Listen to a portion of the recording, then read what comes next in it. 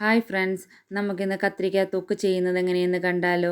അതിനായി ആദ്യം തന്നെ ഒരു കടായി വെച്ച് അതിലേക്ക് എണ്ണയൊഴിച്ച് നീളത്തിൽ അരിഞ്ഞു വെച്ചിരിക്കുന്ന കത്രിക്ക ഇട്ട് കൊടുത്ത് നന്നായിട്ടൊന്ന് വഴറ്റിയെടുക്കാം. കത്രിക്ക ഇതുപോലെ ഒന്ന് വഴണ്ടു വരുമ്പോൾ നമുക്കത് എണ്ണയിൽ നിന്നും കോരി മാറ്റാം. എന്നിട്ട് അതേ എണ്ണയിൽ തന്നെ കടുക്, ഉലുവ, വറ്റൽമുളക്, പച്ചമുളകും കൂടെ ചേർത്ത് കൊടുത്ത് ഒന്ന് ഇളക്കിയ ശേഷം നമുക്ക് വെളുത്തുള്ളിയും കറിവേപ്പിലയും കൂടെ ചേർത്ത് കൊടുക്കാം.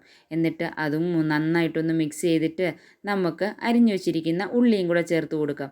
ചെറിയ ഉള്ളിയും സവാളയും കൂടെ മിക്സ് ചെയ്താണ് എടുത്തിട്ടുള്ളത്.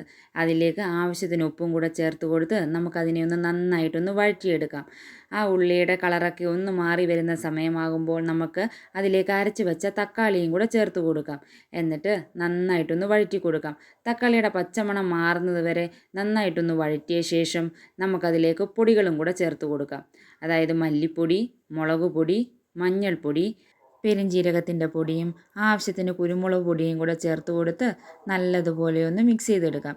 എന്നിട്ട് ഈ പൊടികളുടെ പച്ചമണം മാറുന്നത് വരെ നന്നായിട്ടൊന്ന് വഴറ്റിയ ശേഷം നമുക്കതിലേക്ക് ആവശ്യത്തിന് പുളിവെള്ളവും കയറ്റി വെച്ചിരിക്കുന്ന വഴുതനങ്ങയും ആവശ്യത്തിന് വെള്ളവും കൂടെ ചേർത്ത് കൊടുത്ത് നല്ലതുപോലെ ഒന്ന് യോജിപ്പിച്ചെടുക്കാം. എന്നിട്ട് നല്ല ഒരു തിള വന്ന് കഴിഞ്ഞ് എണ്ണയൊക്കെ തെളിഞ്ഞു വരുന്ന സമയമാകുമ്പോൾ നമുക്ക് ഫ്ലെയിം ഓഫ് ആക്കാം.